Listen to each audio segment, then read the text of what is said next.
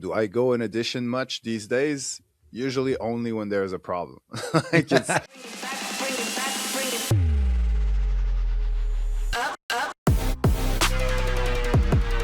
All right, welcome to the latest episode of Game Day Glare. I'm Lance. I'm with E. This is the podcast for sports videographers. How you doing, E?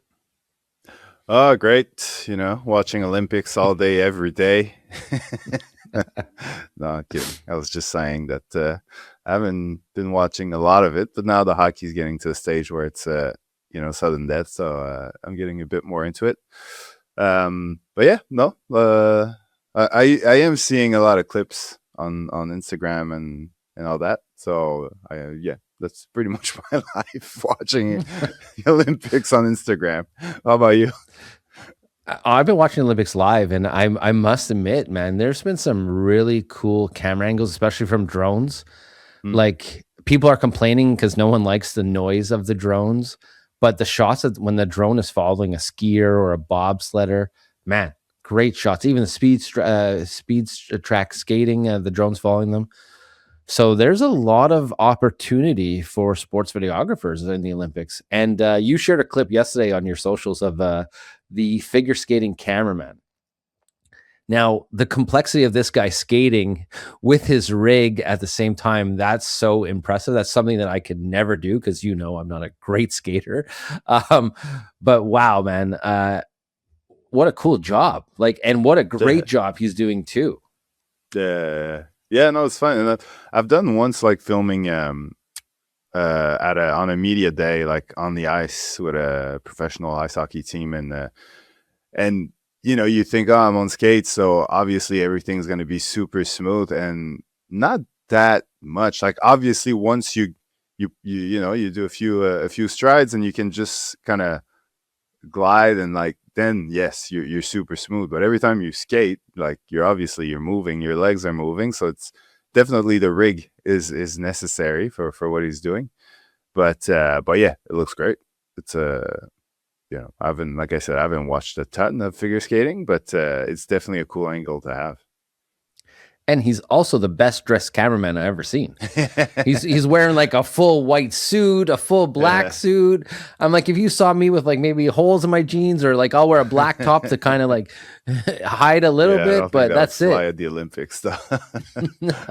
No, this guy is part of the show, and just to stay out of the way. Like, he's getting these tight shots, but yet he's anticipating their moves, and I guess obviously he must have seen everybody do their choreography and their warm-ups and stuff like that, so he must have an idea, because he knows what they're going to do, and he's getting these amazing shots from it.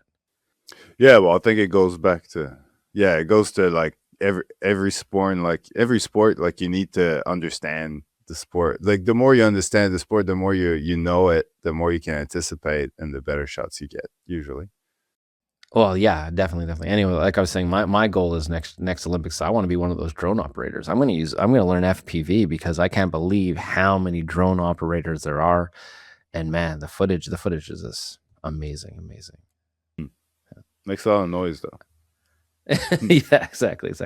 All right, let's get into today's topic now that we're caught up on the Olympics. Of course, when this airs, the Olympics will be over, so we'll have a whole other take on the Olympics after. Hopefully Canada comes home with that gold medal for hockey, but we'll talk about that on a future podcast. But today we want to talk about Apple Creator Studio. Now, Apple just dropped a bombshell on everyone. You still could buy Final Cut or buy compressor, buy the software. You need a one-time buy, or now they have this monthly recurring system, kind of like Adobe, for $17 a month. Like, I don't know about you, but is your Adobe subscription $17 a month? No, I think you can get Premiere for maybe $20 a month or something, if I'm not mistaken. I don't even think so. Definitely not the entire suite. Yeah. So what is Apple? What's your thoughts on Apple doing this? Well, I've got more question than thoughts. Like, because like, what's the upside compared to just buying the software that you need? If you can still buy, like, with a one-off payment, like, what's the Well, I'm guessing the only upside is if you don't have the full amount right now, but you can afford the payments. But other than that, I mean, like, I don't know. I don't really get if you can buy the software, why would you rent it? Because I have the feeling that eventually they'll phase out that option. Right now, a lot of people have paid for Final Cut in full, and they kind of got to honor that. I mean, I guess eventually they'll come out with a newer version and then phase out the old one, and then they can push everyone to subscription. So they're kind of caught in between. But it is a nice feature that you can pay like 350 bucks and own it, or $17 a month. So I mean, I guess it is cheaper. Like if you just had the software for a year, well, then you're better off with a monthly subscription. If you don't see it long term, then I would do the monthly subscription instead of paying for it in full. Apple is probably one of the top companies when it comes to pricing. Like, you know what it's like when you go buy a computer, you find the model you want, you spec it out, and then you're like, oh, for an extra 600 bucks, I could do this. But then when you get to that 600 bucks, it's like, oh, I can add this, and all of a sudden your $2,500 computer becomes 4,500 pretty fast. And that's what they're kind of doing with this, except they're starting off at a really, really killer base price. Hmm. So what do you get for in the suite? Well, so first off, you get Final Cut Pro, Motion, Compressor, Logic Pro, Pixel What's Matter Logic Pro? Pro, and Magic and Main Stage. Logic Pro is it's kind of like Edition, Adobe Edition. Okay. Logic Got it. Pro is actually the standard for a lot of people who mix, DJs and that mix beats and do their own music and stuff like that. Logic Pro is really, really good for that. But anyway, you get all that under one subscription. So I think they're coming for Adobe, and I think it's a great thing because maybe Adobe's going to step up and lower some prices, because there are more and more affordable softwares out there than the Adobe Suite. And we've talked about this numerous times on the show. Is we use Adobe Suite because that's what other professionals are using when we're doing projects with teams, and that's what they expect from us. But maybe this kind of opens the floodgates. So what do you think about, first of all, Adobe finally having some competition with the suite? Like, good, bad? What's your first thoughts? Oh, competition's always good for the consumers, that's for sure. But I don't think well, I doubt that the prices will go down. I think that what's most likely to happen is just they're going to add more features, more reasons for you to want to use Premiere and After Effects and all that. Maybe they're going to block, whatever like file format that comes from, a Final Cut, or if there was a way, I don't know if there is, but if there was a way to block, import from files coming from Final Cut or DaVinci Resolve and things like that, to make it so that if you want to use After Effects, you have to use Premiere, for example. Like things like, if they could do that, I think that's what they would do. And obviously do things like they already done, which is try to really improve Premiere, whether it's with the essential sounds, essential graphics, the new effects, like buying Film Impact and adding all those effects. Like that's more what I see them doing more of in the future, like just adding value to what they're already offering, because taking the price down, that rarely happens. It's very rare that you see a company saying, oh, from now on, I'm going to give you the exact same thing, but for much cheaper. Or maybe there'll be more sales, but, like when you, for example, if it's your first Adobe subscription, you get a year for like half price or something like that. But I think there's already is like your first purchase with Adobe is usually cheaper. But yeah, maybe that can go down, but the full price, yeah, I would love it, but I doubt it. I would love it. I'm just saying, Adobe, if you're listening, we love it. So I remember there used to be a workaround with XML files. You can transfer between Final Cut to Adobe, or Adobe back to Final Cut. I never tried it with DaVinci, but there are workarounds where you can open projects. But I've done in the past, and it's never gone smooth. There's always something offline. There's always an effect that's not working, and that. But it does give you the basic editing thing. But I can see your point that I can see that being blocked in the future if the competition is is too close. Um, but they're the only and the other thing too to get an Adobe rebate I've noticed is if you ever try to cancel your Adobe, they will give you like half price for a year to stay with them. But they got you, man. They know they got a good product. The newest updates are really, really good. The new motion tracking, the rotoscoping, and that Adobe is trying to give us more value, and I do appreciate that. But Final Cut has some really, really good tools too. So that's what we'll go into next. We'll start talking about Final Cut. So Final Cut Pro is obviously Apple's pro video editor. It does color grading. It does everything really, really well. You can edit with transcripts, all that stuff. But I guess what I want to ask you is if you're editing sports videos constantly, what does Final Cut need to bring to the table for you to consider switching from Adobe to Final Cut? I don't know. It's not really for me. Like, when I'm comfortable, so it's not necessarily something that I'll look forward to change editor. But I'd say probably first of all, because for me it comes down to like what you said at the beginning, where everybody, professionally speaking, is mostly using Premiere. So when you're dealing with clients, when you're dealing with teams, that's the type of files that you're sharing. That's the type of projects that people are working in. So if you want to fit into that team, that's what you need to use. So if Final Cut was taken over to the point where a lot of the professionals, a lot of the companies would have that internally, and that would now become something that you need to learn if you want to be able to work with others, then that would force me to do it. But until that happens, I don't know. Because it used to be Avid, like Avid used to be the the industry sort of everyone. Well, it was more when basically television was the only way to work professionally in video production. Like everybody was on Avid, and that's what you needed to learn. And then eventually, when you started doing your own thing, Premiere, because Avid was also available as a software, just like Premiere and Final Cut, but like the files, because Avid creates its own files. So when you import content in there, it transcodes the file into something that then your system can read. So that was first of all, it takes a lot more data space and takes time as well. You can't just work straight on your files. Maybe it's different now because I'm talking many, many years ago.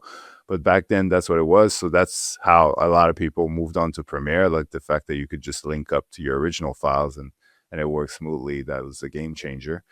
So there's always things that can, if usually what happens, what makes you, because I'm thinking about it now, just talking out loud, like the transition from Avid to Premiere was convenience, really. Like Premiere was just so much more convenient, especially for like the rise of like solo shooters / editors that were doing everything themselves. Like it was just so much faster, and it would take a lot more data space and all that sort of stuff. So gradually people went towards Premiere a lot more.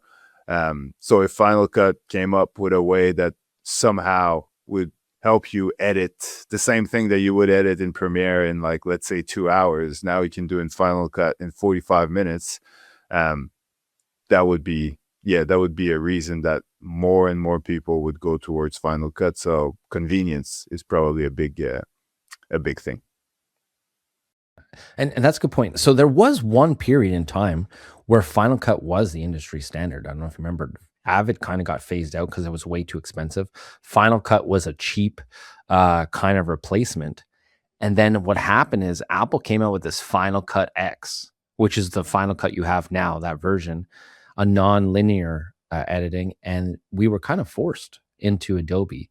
But Adobe was smart because they just made Adobe Premiere look exactly like Final Cut 7. Because Final Cut 7 is what I used to edit all my pro projects on, TV spots, radio spots, everything was always on Final Cut 7. And I remember the thing that made me stick with Adobe was the transition was so smooth. And I think that's something that Apple will need to do if they really want Final Cut to be known as a professional editing software. Yes, people use it for Reels and Instagram and all that stuff. But if you're going to do any broadcast in that's where the challenges are.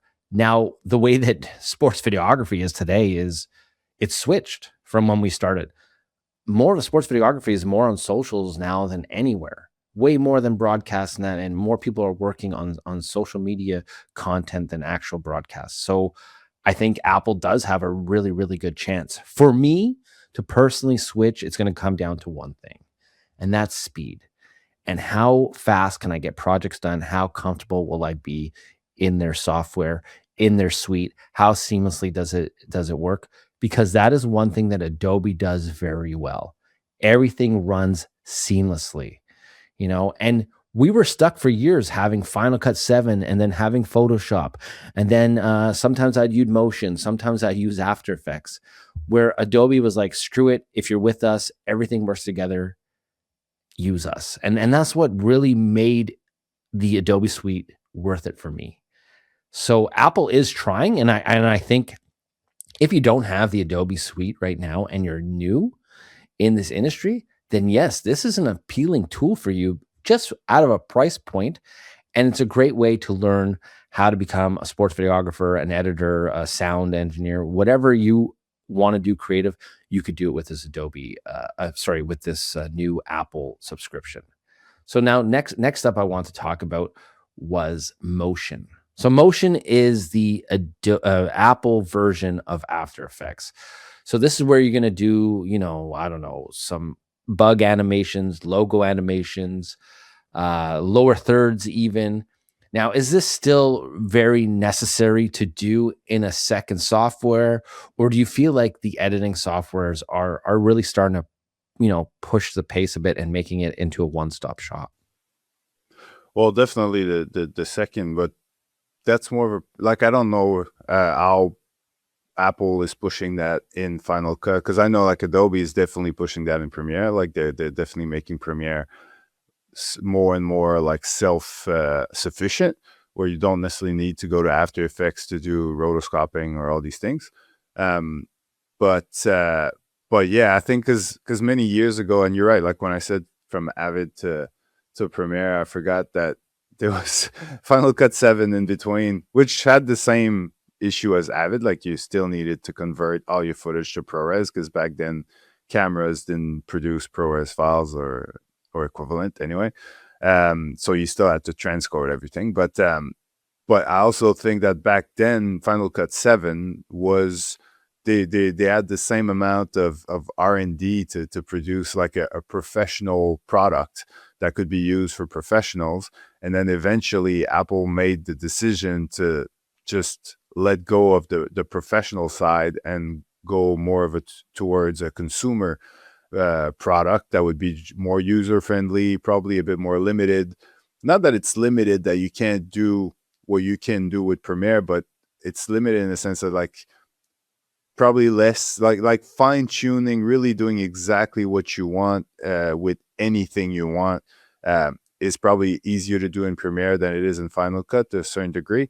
So that basically they went the direction of mass production, because we've got the market right now with our our MacBook Pros and iPads even and everything. So we'll produce something that can work with that and go towards a younger demographic and get them involved, and so that they grow with us, which is a smart play. But all that to say that when they made the move to X, they went more of a consumer or prosumer direction and let go of the professional stuff. So now, are they still trying to make Final Cut something that has everything and for the professional? Probably not, I would assume, but I could be wrong.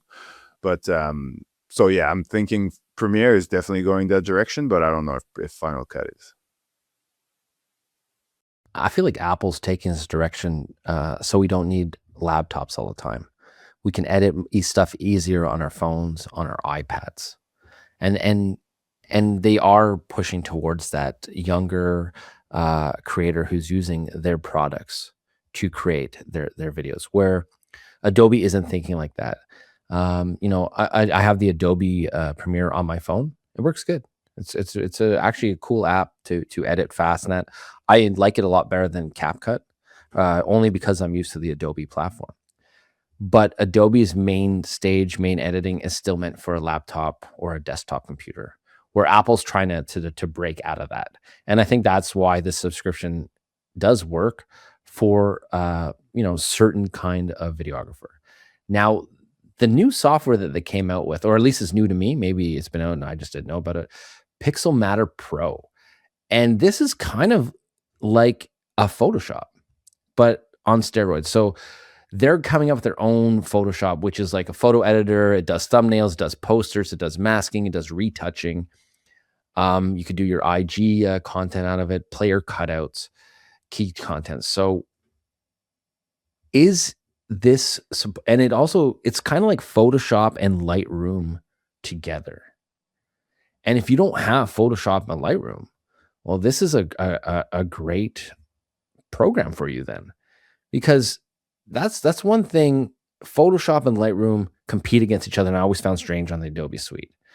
Like Lightroom is like you have a good photo, you load it up, you change the colors a bit, you export.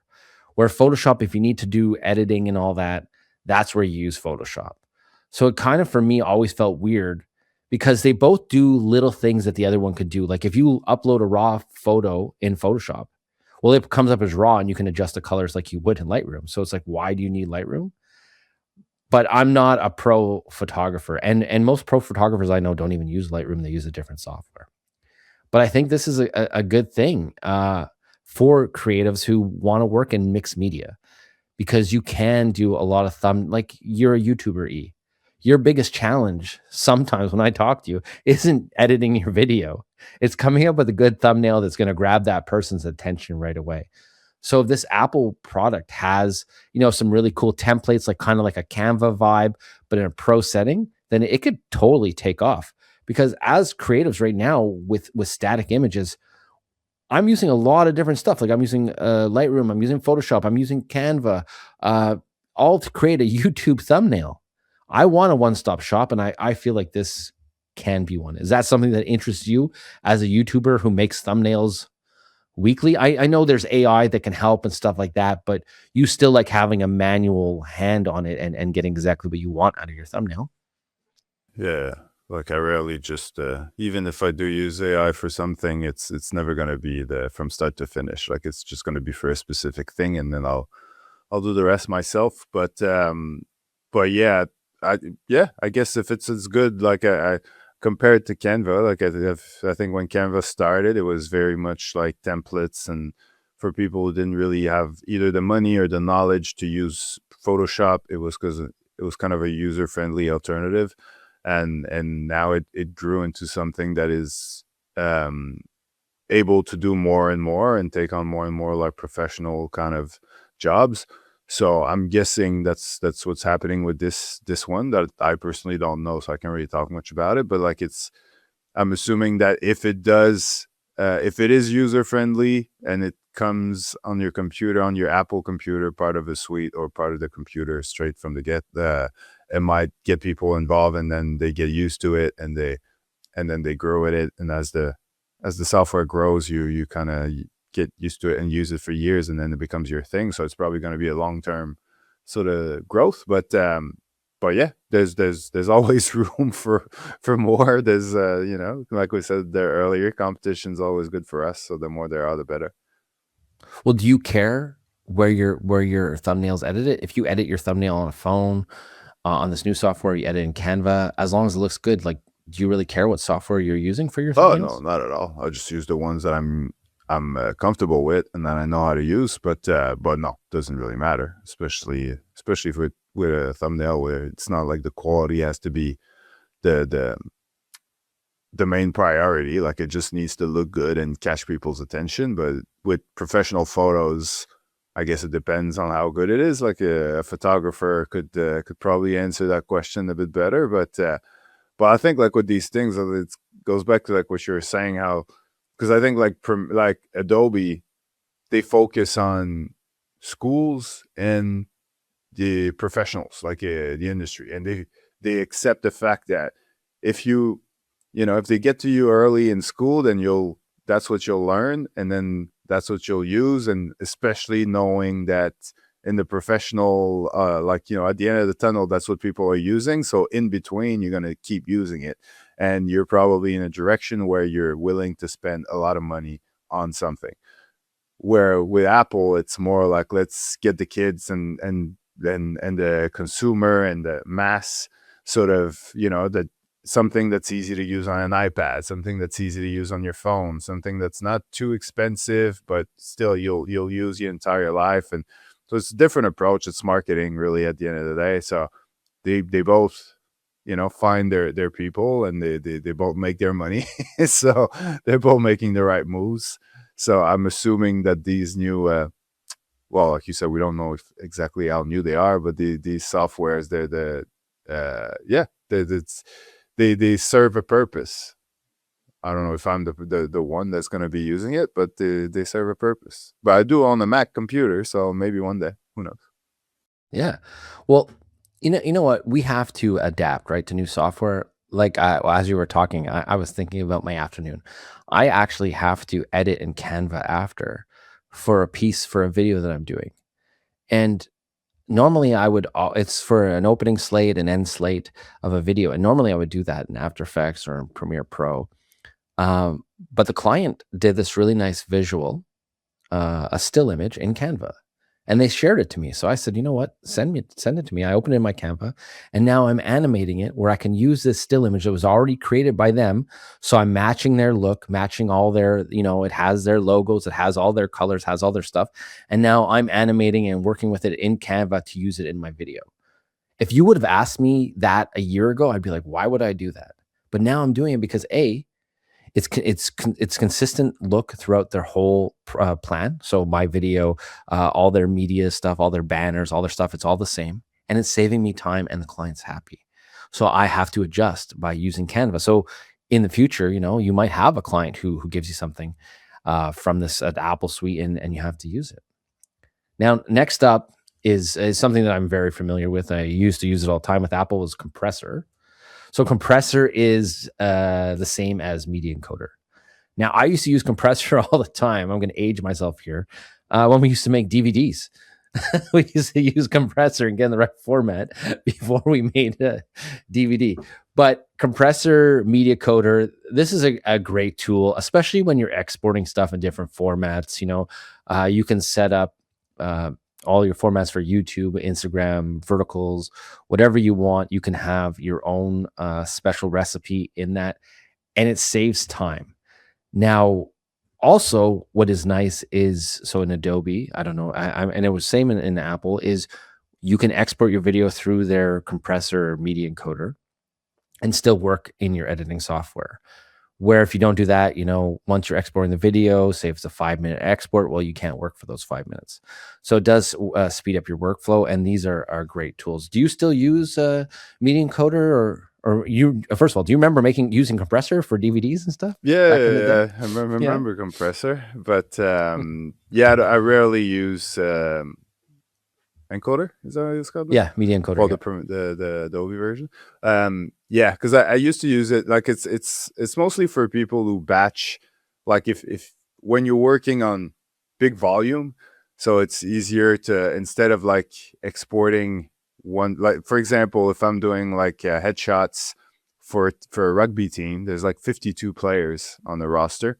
So instead of exporting every single one by one and just selecting them in Premiere, export and all that, you can batch export in Encoder, and it just does it, one after the other without you getting involved.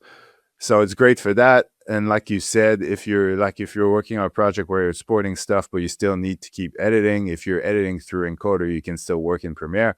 But when you're playing video, though, I'm pretty sure it pauses the export. So every time you press play, it's not like super fast, like if you're editing while you're exporting. So yeah, there's a caveat that they rarely mention, but yeah, it's, other than that, yeah, it's more for people who work on big projects that export a lot of videos. If you're just like, if I'm producing my little YouTube video and then exporting it at the end of the day when I'm done, using encoder is not really gonna help me or change much. And I'm assuming the same goes for for compressor. Like it's really more about high volume than just the single video here and there. I use media encoder. So when you work in broadcast, not broadcast, for game presentation and stuff like that, a lot of arenas, their videos play in 60 frames per second for some reason. It's just because of the refresh rate of these screens. So I've used a media encoder when working with like the leagues and stuff like that, and they give us a whole bunch of videos that need to be compressed because a lot of the YouTube videos or a lot of the player videos and all that, they're in 24 frames or 30 frames. So that's where a tool like that really comes in handy in sports videography because you could just dump them all in. You could change the frame rate. Now Well, you there could is do some the same in caution. Premiere though. Yeah, but you have to go one by one. Where this, I could grab all the videos. Once I have my specs, boom, it'll export everything. The only issue is then obviously, when you're changing frame rates, there's little timing issues, but the editor notices them. Most people don't. But it is a really good tool to save you time. And both are pretty much identical. Like it is something that you do not need. If you're paying for it individually, I'd say yes. Like you said, you just export your video, takes the time. It's not a big deal. And it does, when you're playing video, it does pause your export 100%, because it's using the same video card, right? But it allows you to walk away, or you can label stuff, or you can still have the program live while you're exporting. But in all these softwares, you do get stuff that you don't need, but it comes with the studio. So you know what? It's a good tool to have. The next one I want to talk about is this new one that is new to me, MainStage. So MainStage is a live performance software. It's more music focused, but I don't know much about it. But I feel like it's one of these extra softwares that they add to a bundle. And when buying these bundles, you don't always need all the software, but you're getting it anyway. So it's something cool to open up. And if you're a musician, then this might be something that's really into it for you. But for sports videography, for me, I didn't feel like it was much, but I thought I'd mention it. But what I didn't mention before was we talked about roughly Logic Pro and Adobe Audition. I didn't really get into it, but Adobe Audition is one of those softwares where I'll use to mix some bigger videos in that, but 9 out of 10 times I'm not really using Adobe Audition because I feel like I can accomplish the majority of my sound mixes in Adobe Premiere. Well, and Logic Pro is the standard for professionals mixing multiple tracks. What about you? Like we always talk about sound and how sound's so important and how we want sound effects and all that. But do you use these sound softwares in your suite, or is it just like I'm paying for the suite, I have it in my dock, but I don't really open it? Well, the thing is that I think all the effects that you have in Premiere to play with your audio, whether it's a low pass effect, whether it's a limiter, a compressor, an equalizer, all that stuff, they all come from Audition. So like originally they're all built in Audition. You used to have to go in Audition to do all that, and then go back to Premiere, where now they just sort of migrated these tools into Premiere, so you don't need to go in Audition as much. But without Audition, you don't get all these tools in Premiere. So it's then same goes for encoder and and After Effects and all that. So do I go in Audition much these days? Usually only when there's a problem. Like if there's like really a high level of noise, or if there's popping or a clicking that I want to get rid of, that's when I'll go to Audition to really maximize the audio tools that can help me clean up my audio. But other than that, like I won't go in Audition to mix or anything. So yes, it's more to clean up like bad audio. Other than that, everything I need is in Premiere because, like I said, like all the noise reduction, the reverb, all that sort of stuff, I can all do in Premiere. But I learned how to do it in Audition. So I used to use Adobe Audition all the time. So when I was doing TV spots for Venco, we had different voiceover guys. Okay. And I had each one with their own preset, and it would normalize their voice. And that's where Audition for me was really, really good. But now that I'm not doing that, I don't really use it anymore. But like you pointed out, having this software that you don't use when you have an issue and you have a software that can fix your issue, it is valuable to have that software then even though you don't use it on a daily basis, because it can save your ass sometimes. So I mean, we basically went through everything that Adobe's offering that. Now, do you want me to give you the And yeah, we prices? talked about Adobe the entire. Did you say Yeah, Adobe yeah. or? I said Adobe. I said Adobe. Yeah, see, Adobe is not sponsoring this video, okay? But I'm not a Spotify guy. I have Apple Music, right? And Apple does this very no, I'm telling you, because I'll tell you why. Apple is the king at bundling stuff. So I get Apple Music for 5 people because I have a family plan. I get Apple TV, I get Apple Gaming, and then I get extra Apple cloud storage for one fee of like 2 Spotify accounts. So Apple is very, very good at that. And that's exactly what they're doing for this. And they saw the hole in Adobe. So this is what you get. This is the price breakdown. Apple Creator Studio. These are Canadian prices, by the way, because I'm Canadian. It was easier to look up. $17.99 a month. Plus, if you live in Quebec, QST, GST, all that stuff. $17.99 a month. $179 a year, which includes Final Cut, Motion, Compressor, Logic Pro, Pixelmator Pro. That's honestly my first reaction is, wow, that's cheap. Now, Adobe Premiere Pro, $31.49 a month. Photoshop, $27.99 a month. After Effects, $27.99 a month. Lightroom, $13.99 a month. Most Adobe packages are around $80, $85 Canadian a month. So, what are your thoughts on that? If you're a new creative, I'm not looking at Adobe. I'm going right to Apple because I probably have an iPhone. 50% of people have either an iPhone or a Samsung. So you have a good chance of already having some Apple Pay or Apple something already on your thing. Why not try this software?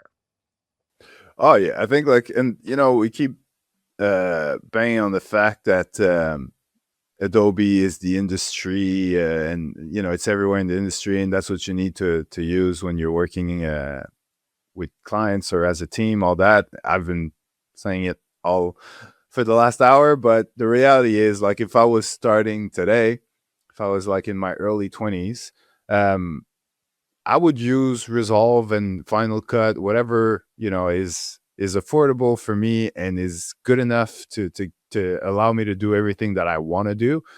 And I would bank on the idea that everyone my age is doing the same thing. So when I get to a higher sort of tier of professional work, like, I'll be surrounded by people who all did what I'm doing, and we'll all be going in the same direction, and the industry will follow us, not the other way around. And also, like, it's changed. Like, when I say like Premiere, all that, like, that's back when everybody was going to the office to work and sharing the same computers and the same editing suites and all that. Now everybody's working from home. So whether you're like, obviously there's still like projects that need or can be shared, but while everybody's working on their own laptops, like, if they're using different software, it's not as big of a deal as it used to be. So yeah, I wouldn't stop myself from using the cheaper option if it gets the job done. And I will learn Premiere when we need it, basically. So I wouldn't stop anyone from joining the Final Cut, the Apple ecosystem, because it's cheaper and it's affordable. But the prices that you mentioned for Adobe, those are like full prices. If you're a student, it's probably half that. So it's 50. My son has the Adobe suite. It's 50%, right? It's $50. Yeah, $50 a month. Oh yeah. So yeah, yeah. So it was cheaper, but they bumped it up. Now, I don't think Adobe is trying to. I don't think Apple is really trying to beat Adobe feature by feature. I think they're just trying to beat them on price, and on volume, speed. Yeah, no, price, speed, and simplicity. Because the Apple ecosystem, it works great, man. Like, I have no complaints. Like, we're wearing AirPods right now. If I click over my phone, my AirPods automatically switch to my phone. Where when I had Beats that are made by Apple, that was a whole process. It wouldn't want to switch. I'd have to go into settings, have to do the Bluetooth. Like, the Apple ecosystem is good. And This is made for people who are already on a Mac or an iPad, who have fewer subscriptions, who value speed and search tools and aren't already involved in Adobe. That's who they're targeting. I don't think they're really saying like we're trying to grab the Adobe guys.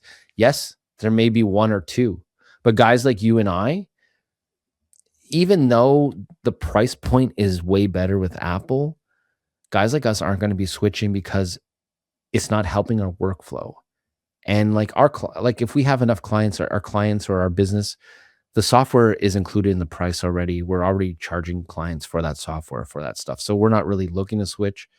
Where for the younger guy who's trying to get into the industry and all that, that's who it's really for. And I think say 5-10 years from now, if it's a really good system, well, that's where Adobe is in trouble because guys like you and I hopefully will be slowing down and we're more managing projects and not running out there shooting and editing and run and gun like we're doing. The younger generation is doing that. And if they grew up on the Apple product, that's the product that will be the standard. And that's what it really comes down to is I don't think Apple is looking at today. They're looking at tomorrow. They're looking at the future with this. And I think it's cool to have. It's a definitely good option. And even you and I, if we want to dive into Final Cut, well, it's going to cost me 18 bucks for the month and I get to try it and see what it's like. Or if you want Yeah, to that's do a true. YouTube video on how fast can an Adobe editor switch over to Final Cut, well, you could try it for a month. There you go, Yeah. another YouTube idea for you. But you could try it for a month for 17 bucks and see if it's really worth the switch. Hmm. And I think that's what it's all about. I think Apple is trying to push Adobe. I don't think they're trying to steal their clients. I think they're just trying to, make it a little bit more competitive and show people like, hey, you don't have to pay $100 a month to have access to a great software community. No, that's true. Well, I think for me, like if I was to switch to something, it wouldn't be to entirely switch. Like it would just find software that can help me do certain things faster and better. For example, during games, if I need to push out like when I do like for the PWHL like hockey games, like if there's a goal at the end of the period, in between two periods, I need to send that goal. If I have like a great shot of it, I need to send that goal to like social media in a sort of edited form, like a little social clip that they can put in their stories or whatever. So being a Premiere guy, like I need to put my SD card in my computer, load the clip, do go into Premiere, add a LUT, do a little speed ramp maybe, and then export it and send it. But I'm thinking maybe I could use whether it's CapCut or something else to just do it quickly on my phone and be way more, way faster, and it'd be a lot more convenient. I wouldn't have to carry my laptop with me everywhere and get it out somewhere in the crowd in the stands or something. So yeah, that's more where I would go to improve like my workflow is just find like little moments like that where using a different software is actually taking me further. Well, and that's a great point because that's where it's coming to, right? Like instead of pulling your laptop, you can pull your iPad. Like I can already download clips straight from my camera as long as they're not 120 frames per second. If they're 60 to 30, I can go from my camera right to my phone, right to Instagram, right? But we're shooting in log, so you want to color correct it. You want a little bit of variety with that shot. So maybe if you pull out an iPad or you're just your iPhone, you could do it on that in the Apple Suite. That's something that could change people's workflow. For me, I if it saves me time, I'll pay the higher price because my I feel like my time is more valuable. And if it's slowing me down, or if I find something that's faster, then I'll switch. But until that time comes for me right now, I'm not really interested in the Apple Studio because I'm very fast in the software I use. And same like most people can't do that what you just said in the time frame. You have 17 minutes. You got to go into your laptop, pop in the card, edit that clip, export it before those 17 minutes. It's tough. It's really tough. The longer the longest part of this whole process is actually not editing and exporting the clip, is trying to get it from my computer to the social media person because it's an intermission, so everybody's on their phone and the internet is a nightmare. So yeah. Yeah. It's true. Actually, I did see a new thing though. Black Magic is actually starting something where you can kind of clock your shots from the app to your camera, and then when you put in DaVinci, they're already color coded for you, so you know what the green, the red, whatever you want to do. So that's something in the future that maybe more editing software will offer. But anyway, for us today, we just want to talk about the Apple Creative Studio.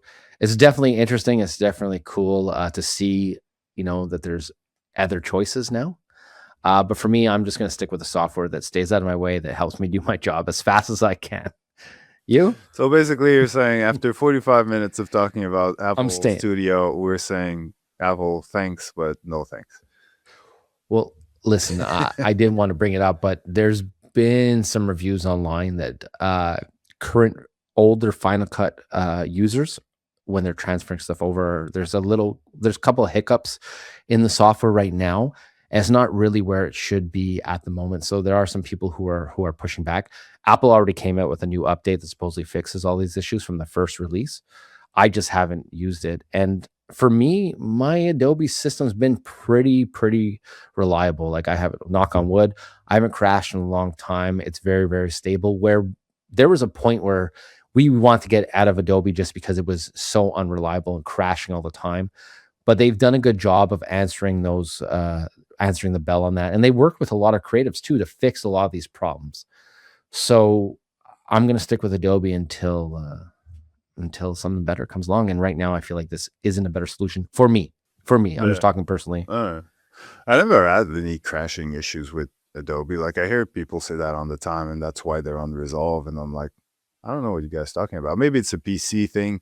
I don't know. But I've never. My only thing with Premiere that I would love to see fixed one day is how you can't have, once you start using keyframes, it's like if you're keyframing your speed, but then try to keyframe your scaling and your position, at some point, like, there's just too many keyframes, and then the clip goes in all these different wobbly directions.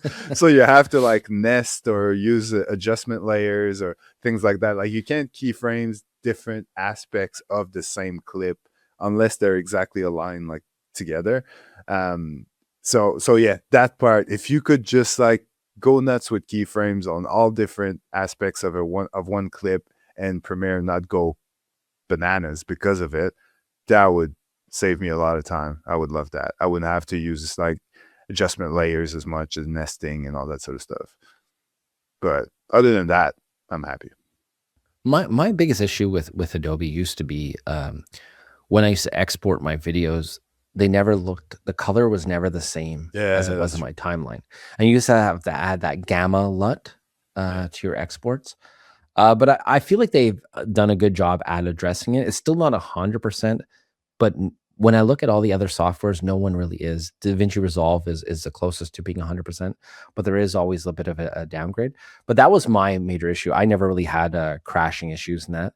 The only thing is, when I do work on really heavy projects where it's like lots of graphics, subtitles, color correction, effects, and all that, I do feel like I could see the exporting process taking a little bit longer. But I mean, at the end of the day, as long as what I'm exporting is good and the quality is good, I don't mind if it takes a bit longer. I'd rather give the computer time to do what it has to do. But they have sped it up a bit too with the new M chips, and Adobe's work with Apple for that. So it's kind of weird that they compete against each other, but they work together.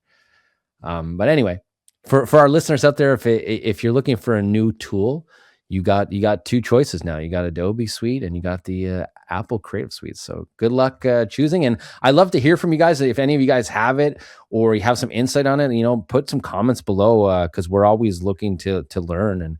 And as much as I say I don't want to try new things, I will try new things. For $17, I'll try it. But I'll wait till E tries it first. Yeah, we'll see. Yeah. All right. Well, that's it for this episode of Game Day Glare. Take care, guys.